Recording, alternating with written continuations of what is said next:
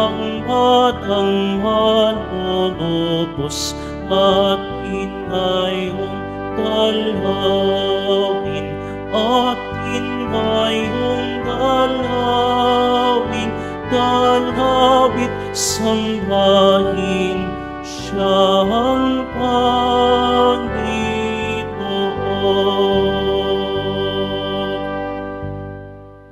Sa ngalan ng Ama at ng Anak at ng Espiritu Santo. Amen. Ang pagpapala ng ating Panginoong Hesukristo, ang pag-ibig ng Diyos Ama, at ang pakikipagkaisa ng Espiritu Santo naway sumainyong lahat. At sumayo rin.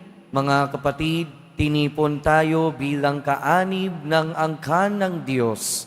Kaya dumulog tayo sa maawaing Panginoon na nagpapatawad ng lubos. Sinugong tagapagpagaling sa mga nagsisisi, Panginoon, kaawaan mo kami. Panginoon, kaawaan mo kami. Dumating na tagapag-anyayang mga makasalanan ay magsisi, Kristo, kaawaan mo kami. Kristo, kaawaan mo kami. Nakaluklok ka sa kanan ng Diyos Ama para ipamagitan kami. Panginoon, kaawaan mo kami.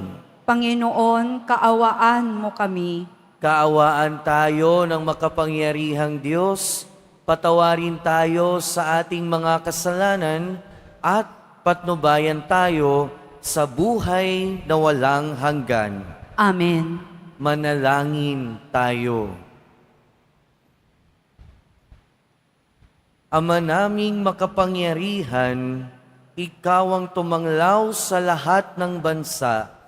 Ang mga hinirang mong tao ay iyong dulutan ng kasiyasiyang pamumuhay at puspusin mo ang aming kalooban ng liwanag na iyong pinasikat noon pa man sa aming mga ninuno at mga magulang sa pamamagitan ni Hesukristo kasama ng Espiritu Santo magpasawalang hanggan. Amen. Magsiupo muna ang lahat. Pagbasa mula sa unang sulat ni Apostol San Juan.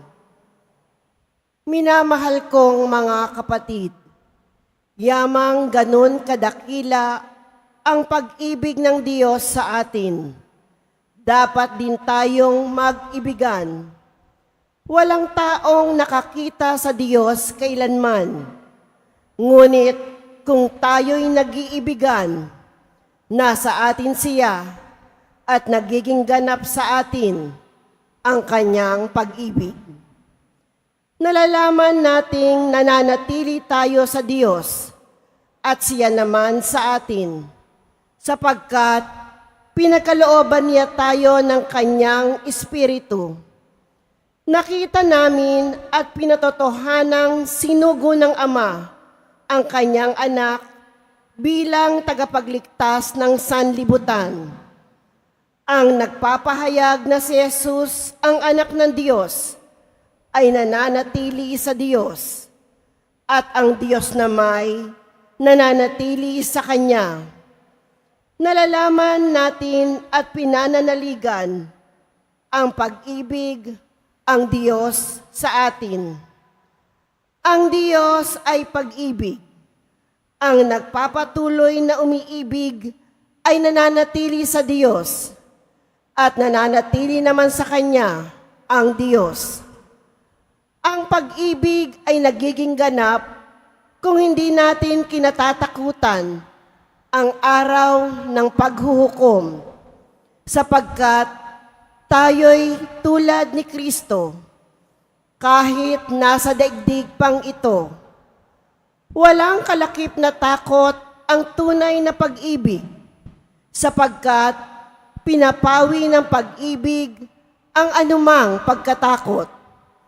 Hindi pa ganap ang pag-ibig ng sinumang natatakot, sapagkat ang takot ay kaugnay ng parusa. ang salita ng Diyos. Salamat sa Diyos. Poon, maglilingkod sa iyo, tanang bansa nitong mundo. Poon, maglilingkod sa iyo, tanang bansa nitong mundo. Turuan mo yaong haring humatol ng katuwiran. Sa taglay mong katarungan, O Diyos, siya'y bahaginan, upang siya'y maging tapat mamahala sa iyong bayan, at pati sa mahihirap, maging tapat siyang tunay. Poon, maglilingkod sa iyo, tanang bansa nitong mundo. Mga haring nasa pulo at naroon sa Espanya, maghahandog ng kaloob, iyahain din sa kanya. Pati yaong mga hari ng Arabia at Ethiopia, may mga kaloob ding taglay nilang alaala. Ang lahat ng mga hari, gagalang sa harapan niya. Mga bansay magpupurit, maglilingkod sa tuwina. Poon, maglilingkod sa iyo, tanang bansa nitong mundo. Kanya namang ililigtas ang sinumang tumatawag, lalo yaong nalimot na mga taong mahihirap. Sa ganitong mga tao, siya'y lubhang nahahabag. Sa kanila tumutulong upang sila'y maligtas. Poon, maglilingkod sa iyo, tanang bansa nitong mundo. Magsitayo na po ang lahat.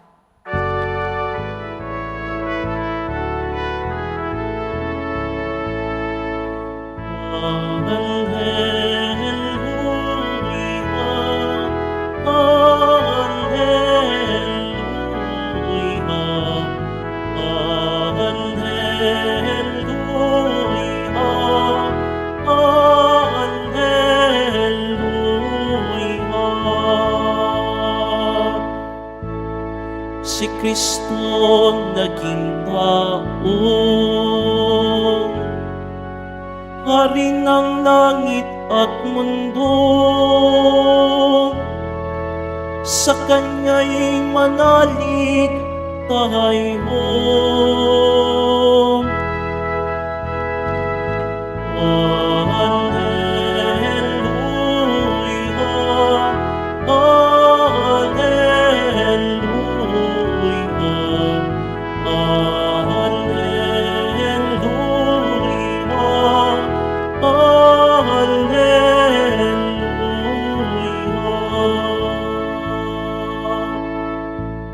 Sumainyo ang Panginoon. At sumayo rin. Ang mabuting balita ng Panginoon ayon kay San Marcos. Papuri sa iyo, Panginoon. Matapos mapakain ng 5,000 lalaki, agad pinasakay ni Jesus sa bangka ang mga alagad at pinauna sa Betsaida, sa kabilang ibayo ng lawa. Samantalang pinauuwi niya ang mga tao, pagkaalis nila, sila'y umahon sa burol upang manalangin. Sumapit ang gabi, nasa laot na noon ang bangka, samantalang si Jesus ay nag-iisa sa katihan. Nakita niyang nahihirapan sa pagsagwan ang kanyang mga alagad, sapagkat pasalungat sila sa hangin. At nang madaling araw na, sumunod sa kanila si Jesus na naglalakad sa ibabaw ng tubig. Lalampasan niya sana sila, ngunit nakita ng mga alagad na siya'y lumalakad sa ibabaw ng tubig. Kaya't napasigaw sila. Ang akala nila'y multo at kinilabutan silang lahat. Ngunit agad niyang sinabi sa kanila, "Huwag kayong matakot, si Jesus ito. Lakasan ninyo ang inyong loob." Sumakay siya sa bangka at tumigil ang hangin. Sila'y lubhang nang gilalas sapagkat hindi nila naunawaan ang nangyari sa tinapay. Hindi pa ito abot ng kanilang isip. Mga kapatid, ang mabuting balita ng Panginoon. Pinupuri ka namin, Panginoong Heso Kristo. Magsiupo muna po ang lahat. Magandang umaga po sa inyong lahat. At welcome po sa Minor Basilica and National Shrine of Jesus Nazareno. Mga kapatid, ang mga pagbasa natin ngayon ay paalala ng pag-ibig ng Diyos sa atin at pag-ibig natin sa Diyos. At ano yung pagkakaiba ng ibinibigay ng pag-ibig na Diyos sa atin at ng ibinibigay nating pagmamahal sa Diyos? Ang pag-ibig ng Diyos ay laging ganap, laging perpekto. At ang pag-ibig natin sa Diyos, hindi natin alam kung kailan magiging perpekto o kung magiging perpekto man. At dahil ganap ang pag-ibig ng Diyos, madalas hindi naabot ng ating isip kung gaano ito kalaki. Madalas hindi naabot ng isip natin kung gaano ito kadakila. Sa ating ebanghelyo, mula kahapon hanggang ngayon, pinapakita ng Diyos, pinapakita ng ating Panginoong Hesukristo ang kanyang pagmamahal, ang kanyang walang hanggang pag-ibig. Kahapon, pinakita niya ito sa pamamagitan ng pagpapakita ng kanyang habag at pagpapakain sa 5,000 mga tao o mga lalaki, hindi pa kasama yung mga babae at mga bata. Ngayon naman, muli niyang pinamalas ang kanyang pag-ibig sa kanyang mga alagad nung sila ay nakakaranas ng unos o ng pasalungat na hangin nung sila ay nasa laot. At dahil ganap ang pag-ibig ni Kristo, pinakita sa atin ang ating pagbasa na hindi pa yun naaabot ng kanilang isip. Ganon din naman sa atin minsan, di ba? Sa laki ng pag-ibig ng Diyos sa atin, minsan hindi natin maintindihan. Minsan hindi maabot ng ating isip. Pero sa gitna ng mga bagay na hindi natin maintindihan, at pag may mga bagay na hindi natin maintindihan, madalas natatakot tayo. Isa sa mga bagay na pinaka-nakakatakot sa buhay natin ay yung mga tinatawag na uncertainties. Yung mga bagay na hindi natin alam at hindi natin sigurado. Hindi natin sigurado kung hanggang kailan tayo malakas, malusog, at buhay. At pag naiisip natin yon, nagkakaroon tayo ng takot. Hindi natin alam o hindi natin sigurado kung kailan tayo safe, kung kailan tayo hindi makakaranas ng unos sa buhay. At pag gano'n yung naiisip natin, nagkakaroon tayo ng takot. Di ba kapag meron tayong sakit, pag meron tayong karamdaman, madalas naiisip natin, hindi natin alam kung hanggang kailan tayo buhay. At pag gano'n yung naisip natin, nagkakaroon tayo ng takot. Pero ang pag-ibig ni Kristo na merong kaganapan, nagbibigay lagi sa atin ng kasiguruhan at nag-aalis ng lahat ng klase ng takot. Sa ating ebanghelyo, narinig natin kung papaanong nagkaroon ng takot yung mga alagad nung nakita nila si Jesus na papalapit. At nagkaroon sila ng takot dahil pasalungat sa kanila ang hangin. Dalawang bagay yung naging sanhi nung kanilang takot. Yung unos ng buhay at yung nakikita nila na akala nila multo at akala nila multo dahil hindi nila sigurado na ang Panginoon yun. Pero isa lang yung nag-alis sa kanilang takot. Ang nag-alis ng kanilang takot ay yung naging sigurado na sila na kasama nila ang ating Panginoong Hesukristo. Kapiling na nila ang ating Panginoon. At tanging si Jesus ang makapag-aalis ng lahat ng takot natin sa buhay. Kung alam natin na nandyan si Jesus at kung alam natin na ganap ang pag-ibig ng ating Panginoon, aalis ang lahat ng takot. Kaya ang paanyaya din sa atin, mga kapatid, ganap ang pag-ibig ng ating Panginoon, pero ang pag-ibig natin sa Kanya ay hindi ganap. Pero ang paanyaya sa atin, patuloy nating ibigay ang ating pagmamahal, ang ating pag-ibig, ang ating pagtitiwala sa ating Panginoon. Kahit sa gitna ng unos, kahit sa gitna ng mga bagay na hindi natin maintindihan. Dahil sabi nga sa ating unang pagbasa, ang pag-ibig ay nakakapawi ng takot. At ang isang taong tunay na umiibig sa Panginoon, nawawalan na ng takot sa kahit na anong unos at hindi kasiguruhan sa buhay. At the end of the day, isang klasing takot lamang ang dapat matira sa atin.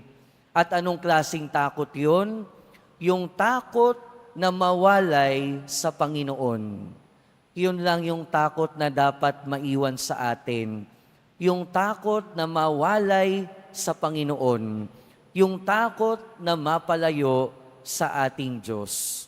Kaya mga kapatid, sa pagpapatuloy ng ating buhay, ipinaalalahanan tayo, ganap ang pag-ibig ng Diyos at hindi mawawala. At ang paanyaya sa atin, ibalik, ibigay ang pagmamahal at pagtitiwala sa Kanya. At anong klaseng pagmamahal yung binibigay dapat natin? Yung pagmamahal na papunta na ring ganap. Yung pagmamahal na tunay. Yung pagmamahal na nagdudulot ng takot na mawalay tayo sa ating Panginoon. Amen. Tumayo na po ang lahat.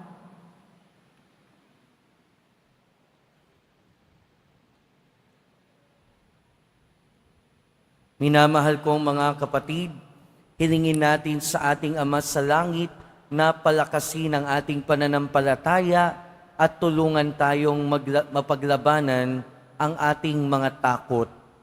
Sa bawat panalangin ang ating itutugon, Ama, maging lakas ka namin. Ama, maging lakas ka namin.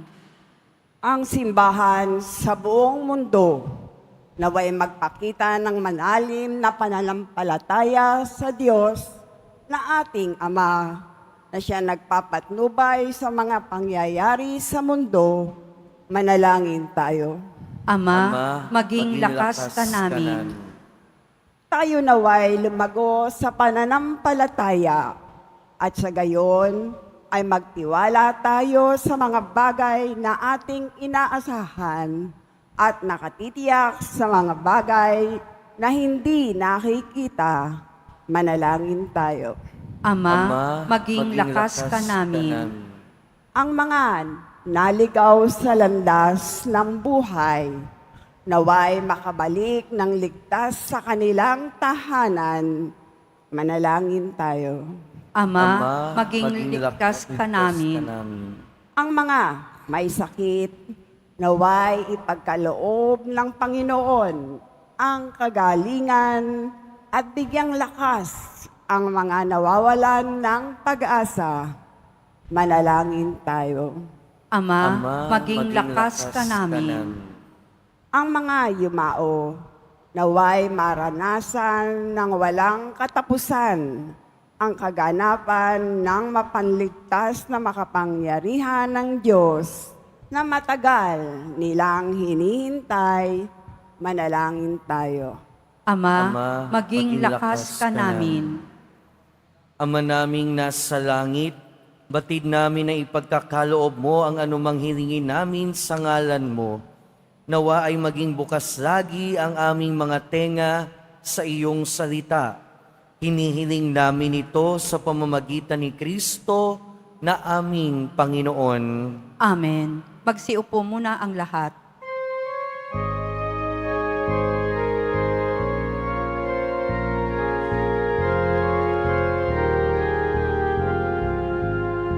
Ako ay isang batang pastol na patungo sa Belen.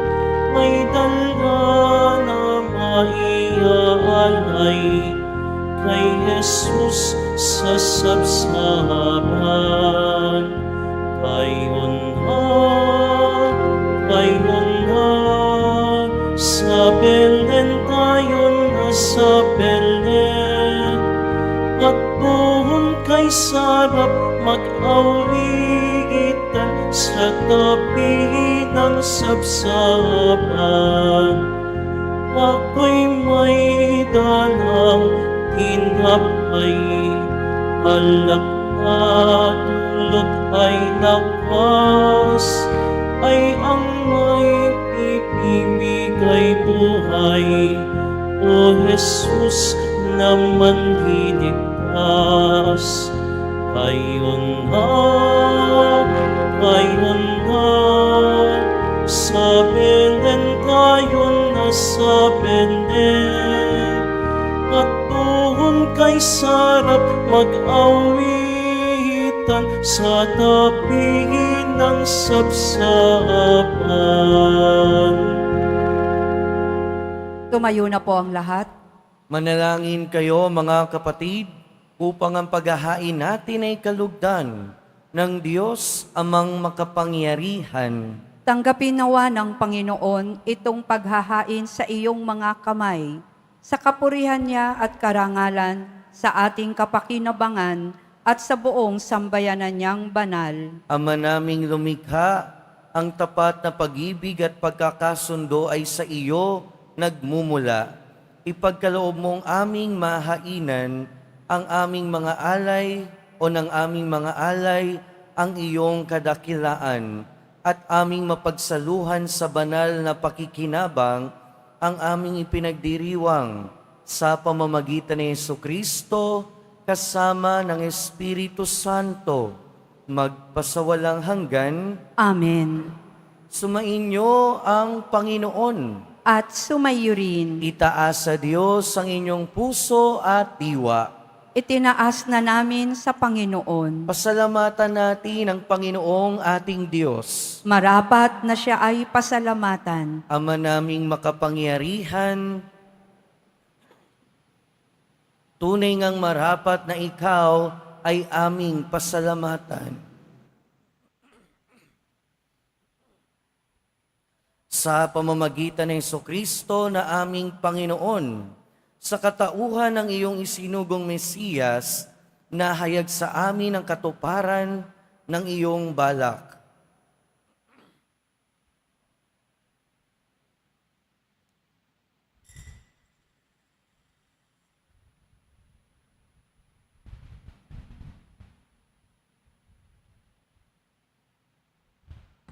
Ngayon nga ay iyong pinakikita sa tanan ang liwanag na tumatanglaw sa sangkatauhan sa pagpapahayag ng anak mong ginigiliw na siya ay hindi naiiba sa amin, minarapat mong sa pagkatao namin magningning ang kariktan ng kadakilaan niyang di nagmamaliw. Kaya kaisa ng mga anghel na nagsisiawit ng papuri sa iyo, nang walang humpay sa kalangitan, kami nagbubunyi sa iyong kadakilaan. Santo, Santo, Santo, Panginoong Diyos ng mga hukbo, napupuno ang langit at lupa ng kadakilaan mo. O sana sa kaitaasan, pinagpala ang naparirito sa ngalan ng Panginoon. O sana sa kaitaasan, lumuhod po ang lahat. Ama naming banal, ikaw ang bukal ng tanang kabanalan. Kaya't sa pamamagitan ng iyong Espiritu, gawin mong banal ang kaloob na ito upang para sa amin maging katawan at dugo ng aming Panginoong Heso Kristo. Bago niya pinagtiis ang kusang loob na maging handog, hinawakan niya ang tinapay.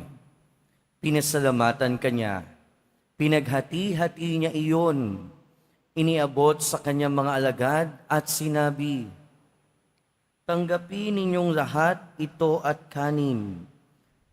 Ito ang aking katawan na ihahandog para sa inyo."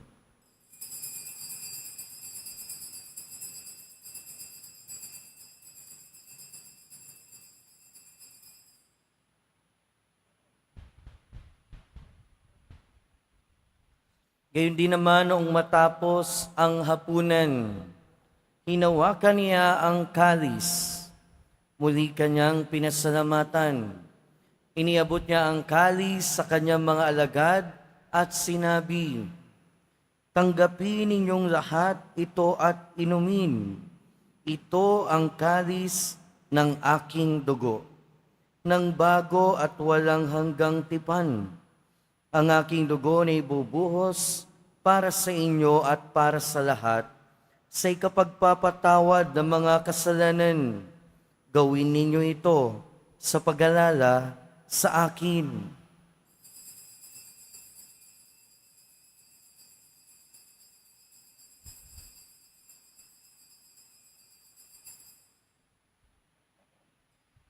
Tumayo na po ang lahat. Ipagbunyi natin ang misteryo ng pananampalataya.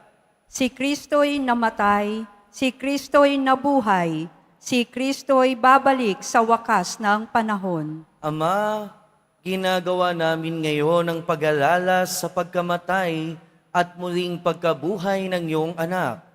Kaya tiniaalay namin sa iyo ang tinapay na nagbibigay buhay at ang kalis na nagkakaloob ng kaligtasan. Kami nagpapasalamat dahil kami iyong minarapat na tumayo sa harap mo para maglingkod sa iyo.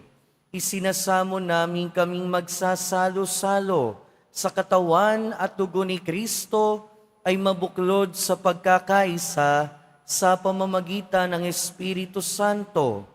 Ama, lingapin mo ang iyong simbahang laganap sa buong daigdig. Puspusin mo kami sa pag-ibig kaysa ni Francisco na aming Santo Papa at ni Jose na aming Obispo at ng Tanang Kaparian. Alalahanin mo rin ang mga kapatid naming nahimlay nang may pag-asang sila'y muling mabubuhay, gayon din ang lahat ng mga pumanaw. Kaawaan mo sila at patuloyin sa iyong kaliwanagan. Kaawaan mo at pagindapating kaming lahat na makasalo sa iyong buhay na walang wakas. Kaysa ng mahal na Birheng Maria na ina ng Diyos, ng kabiyak ng puso niya si San Jose, kaysa ng mga apostol ni San Juan Bautista at ng lahat ng mga banal na namuhay dito sa daigdig ng kalugod-lugod sa iyo. Maipagdiwang nawa namin ang pagpupuri sa ikararangal mo sa pamamagitan ng iyong anak na aming Panginoong Heso Kristo. Sa pamamagitan ni Kristo, kasama niya at sa Kanya, ang lahat ng parangal at papuri ay sa iyo, Diyos amang makapangyarihan, kasama ng Espiritu Santo, magpasawalang hanggan. Amen. Sa tagubili ng mga nakagagaling na utos at turo ni Jesus na Panginoon natin at Diyos, ipahayag natin ng lakas loob. Ama namin, Sumasalangit ka, sambahin ang ngalan mo, mapasa amin ang kaharian mo, sundin ang loob mo dito sa lupa para nang sa langit. Bigyan mo kami ngayon ng aming kakanin sa araw-araw at patawarin mo kami sa aming mga sala para nang pagpapatawad namin sa nagkakasala sa amin. At huwag mo kaming ipahintulot sa tukso at iadya mo kami sa lahat ng masama. Hinihiling namin kami adya sa lahat ng masama, pagkalooban ng kapayapaan araw-araw, iligtas sa kasalanan at ilayo sa lahat ng kapahamakan, samantalang aming pinananabikan ang dakilang araw ng pagpapahayag ng tagapagligtas naming si Hesu Kristo. Sapagkat iyo ang kaharian at ang kapangyarihan at ang kapurihan magpakailanman. Amen. Panginoong Hesu Kristo, sinabi mo sa iyong mga apostol, kapayapaan ang iniiwan ko sa inyo. Ang aking kapayapaan ang ibinibigay ko sa inyo. Tunghayan mo ang aming pananampalataya at huwag ang aming pagkakasala. Pagkalooban mo kami ng kapayapaan at pagkakaisa ayon sa iyong kalooban, kasama ng Espiritu Santo, magpasawalang hanggan. Amen. Ang kapayapaan ng Panginoon ay laging sumainyo. At sumayo rin. Magbigayan tayo ng kapayapaan sa isa't isa. Peace be with you po. Kordero ng Diyos na nag-aalis ng mga kasalanan ng sanlibutan, maawa ka sa amin. Kordero ng Diyos na nag-aalis ng mga kasalanan ng sanlibutan, maawa ka sa amin. Kordero ng Diyos na nag-aalis ng mga kasalanan ng sanlibutan, ipagkaloob mo sa amin ang kapayapaan. Lumuhod po ang lahat. Ito ang kordero ng Diyos. Ito ang nag-aalis ng kasalanan ng sanlibutan. Mapalad ang mga inaanyayahan sa kanyang piging. Panginoon, hindi ako karapat-dapat na magpatuloy sa iyo, ngunit sa isang salita mo lamang ay gagaling na ako.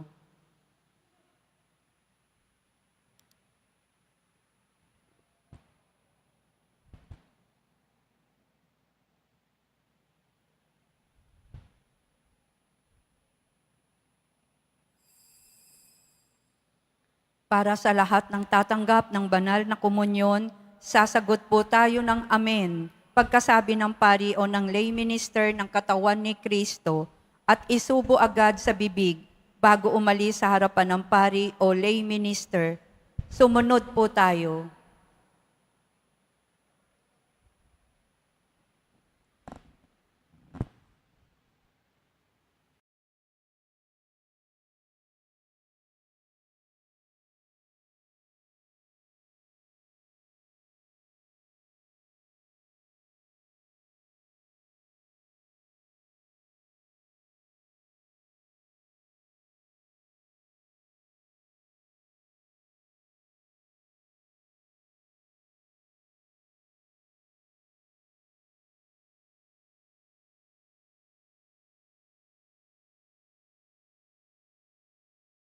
Ama naming mapagmahal, kaming pinapagsalo mo sa iyong banal na piging, ay papakinabangin mo sa iyong dakilang pag-ibig ngayon at kailanman, upang pagkalipas ng mga kaloob mong pansamantala, makamtan namin ang aming inaasahang pampalagian sa pamamagitan ni Jesucristo, kasama ng Espiritu Santo, magpasawalang hanggan. Amen.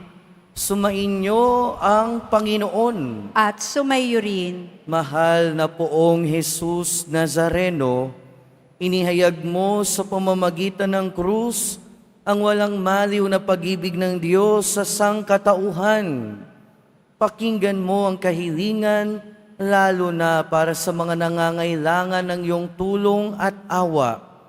Makamtanawa namin ang iyong kasagutan na may utang na loob na tinatanaw. Basbasan din po ninyo itong mga imahen at dasalan upang lalo kaming manalangin at magtiwala.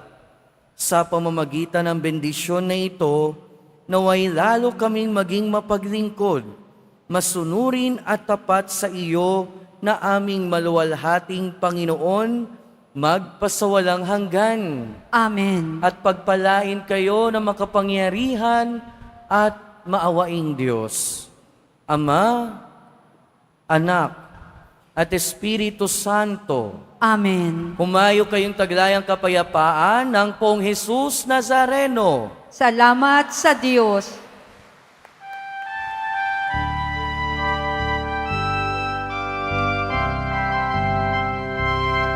Cristo Jesus Nazareno, sinasamba ka namin, pinipintuho ka namin,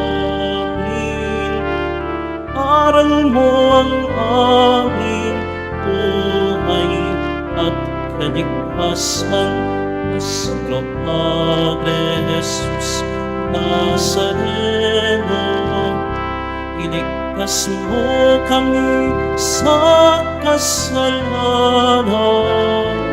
Ang krus mong kinamatayan ay sagisag ng aming kaligtasan. Nuestro Padre Jesus Nazareno, dinarangal ka namin.